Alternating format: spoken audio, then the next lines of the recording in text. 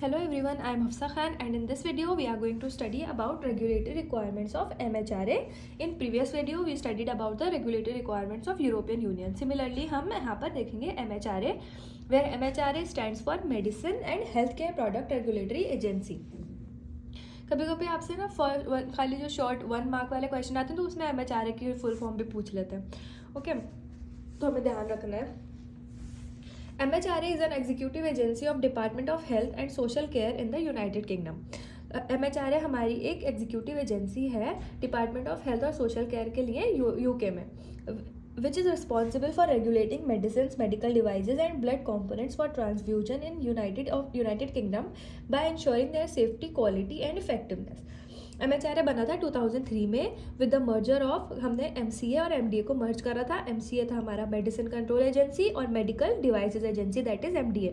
इन दोनों को मर्ज करके हमने बनाया medicine and health care product regulatory agency. In April 2013 में ये फिर से मर्ज हो गया national institute for biological standards and control NIBSC and it was rebranded. फिर से हमने उसे रीब्रांड कर दिया था.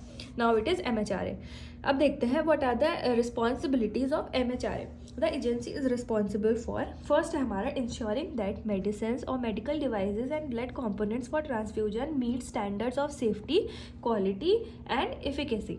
हमें ये देखना होता है कि हमारे जो भी मेडिसिन हम बना रहे हैं, जो भी फॉर्मुलेशंस हम बना रहे हैं, डोजेज फॉर्म हम बना रहे हैं, वो और जितनी भी मेडिकल डिवाइसेस हैं, अगर कोई भी जो मेडिकल डिवाइसेस हमारे इंजेक्शन हो गए, सिरिंजेस हो गई या जो भी मेडिकल निडल्स हो गई, वो सारी मेडिकल डिवाइसेस और हमारे जो ब्लड कंपोनेंट्स हैं जो हम ट्रांसफ्यूजन के लिए ले रहे हैं, वो हमारी स्टैंडर्ड ऑफ सेफ्टी, क्वालिटी और एफिकेसी को मीट करना चाहिए. मतलब वो सेफ होना चाहिए, उसकी क्वालिटी अप्रोप्रिएट होना चाहिए और एफिकेसी मतलब वो इफेक्टिव होने चाहिए.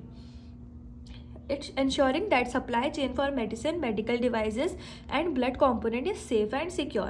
ये हमें इंश्योर कराता है कि हमारी जो सप्लाई चेन है मेडिसिन के लिए, मेडिकल डिवाइसेस या ब्लड कंपोनेंट्स के लिए, वो सेफ और सिक्योर है. मतलब सप्लाई चेन होती है हमारी जो एक जहाँ पे फॉर्मुलेशन हो रही है उस पर्टिकुलर चीज़ की, वो वहाँ से जहाँ जहाँ भी जा रही है उसको मतलब रास्ते में उसकी सेफ्टी, एफिकेसी किसी भी तरह से ऑल्टर नहीं होनी चाहिए. Okay. Promoting international standardization of harmonization to assure safety and efficacy of biological product. ये हमें देता है it promote the international standardization. मतलब पूरे वर्ल्ड में एक प्रॉपर स्टैंडर्ड है जो मेंटेन होता है और वो हमारा एश्योर करता है कि हमारे जो प्रोडक्ट्स हैं, बायोलॉजिकल प्रोडक्ट्स हैं, वो सेफ भी हैं और इफेक्टिव भी हैं. helping to educate the public and healthcare professionals about the risk and benefits of the medicinal preparations. ये हमें एजुकेट करता है मतलब पब्लिक को और हेल्थ केयर प्रोफेशनल्स को भी कि हमारे जो भी मेडिसिनल प्रिपरेशन हैं उसके क्या क्या रिस्क हो सकते हैं और क्या क्या उसके बेनिफिट्स हो सकते हैं, इसके बारे में ही हमें वी कैन से हमें नॉलेज इन्फॉर्मेशन देता है.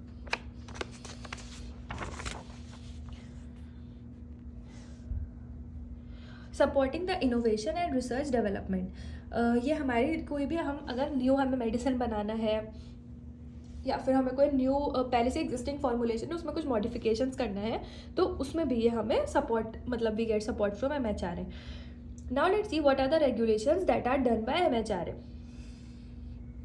So the agency grants marketing and authorization for medicines through various routes to make medicines available.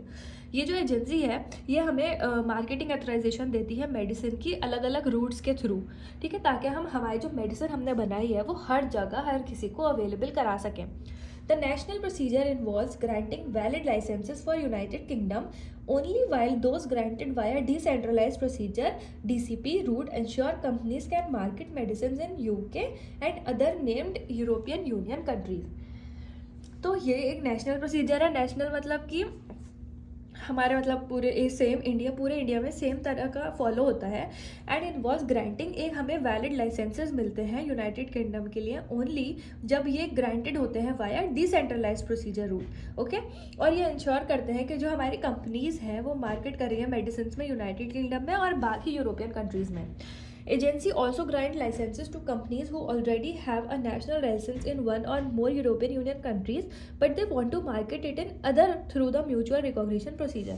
ये ऐसी कंपनीज को भी लाइसेंस ग्रांट ऐसे मतलब ऐसी जगह को भी लाइसेंस ग्रांट करेंगी जो एक में तो एक से ज़्यादा यूरोपियन कंट्री में तो कर ही रहे हैं, बट उन्हें और ज़्यादा कंट्रीज़ में करना है by through the mutual recognition procedure, जो मैंने पहले भी आपको बताया था in the previous video. Most new types of medicine are now licensed by the European Medicines Agency, that is EMA, through the centralized procedure to ensure that they are available to patients and used in the same way across all the member states. Manufacturers can apply to any notified body in the European Union, and once they have necessary certification, their products can be sold anywhere in UK. जो हमारे medicine manufacturers हैं वो European union को notify कर सकते हैं, मतलब particular body है एक इसके लिए, उसको नोटिफाई करते हैं, और अगर उन्हें एक बार नेसेसरी सर्टिफिकेशन मिल जाता है तो वो पूरे यूरोप में कहीं भी उसे सेल कर सकते हैं. Following an appropriate assessment, the notified body will issue relevant certification allowing the manufacturers to put CE marks on their products and put them on the market in EU. मतलब certification मिल गया तो वो CE mark लगा देंगे और उसे Europe में कहीं भी मार्केट करेंगे, यूरोपियन यूनियन में. The legislation places obligation on the manufacturer to ensure that the devices are safe and fit for their intended purpose before they are marketed and placed on the market in any European member state. तो जो हमारा legislation है वो कुछ obligation, कुछ रुकावटें लगाता है मेंबर्स पे, ताकि वो मेक श्योर करें कि जो डिवाइसेस हैं वो बिल्कुल फिट फॉर यूज़ हैं और सेफ़ हैं यूज़ करने के लिए, ताकि किसी भी तरह की कोई मिसहैपनिंग इन फ्यूचर में नहीं हो. ठीक है, so this is all about MHRA.